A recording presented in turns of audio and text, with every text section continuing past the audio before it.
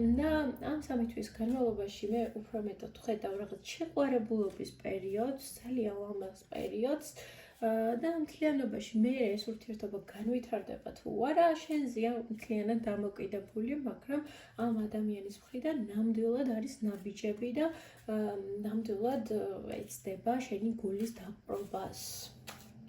მოდი ვნახოთ სამყარო რას გირჩევს, რა უნდა გაითვალისწინო.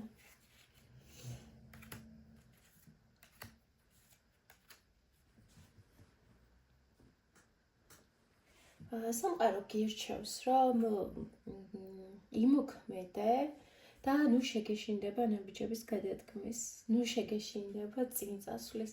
შენ ცხოვრებაში მოვიდა პერიოდი, როდესაც უფრო აქტიური ნაბიჯები უნდა გადადგა და შენ ცხოვრება გადაიყვანა უფრო მეტ დინამიკაში და ეს შენ ცხოვრებაში შემოიტანს უფრო მეტ ცვლილებებს.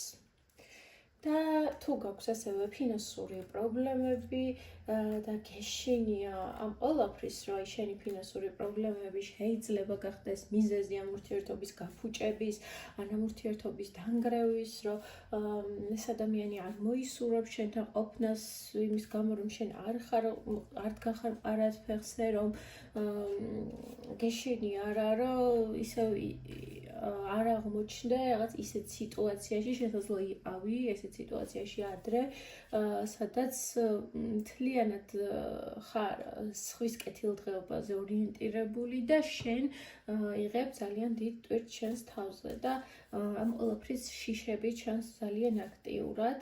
ჩანს ასევე შიში, რომ შეიძლება რაღაც გადამწყვეტ მომენტში მიგატოვონ, როდესაც შენ გაგიჩნდება გრძნობები, როდესაც შენ გაგიჩნდება რაღაც მომავლის გეგმები და ამის ძალიან დიდი შიში გაქვს.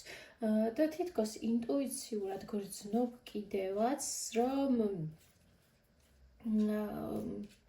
რაღაც არასტაბილურობა ნამდვილად არის ამ ურთიერთობაში და რაღაც საფრთხეები ნამდვილად არის აქ. მოდი ვნახოთ, რამდენად რეალურია ეს შენი განცდები.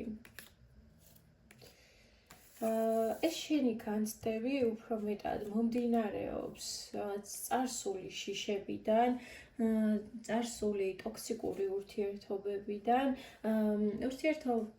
შენ გაქვს გამოცდილება ურთიერთობის, სადაც უფრო მეტად იყავი შეზღუდული შენს გადაწყვეტილებებში, შენს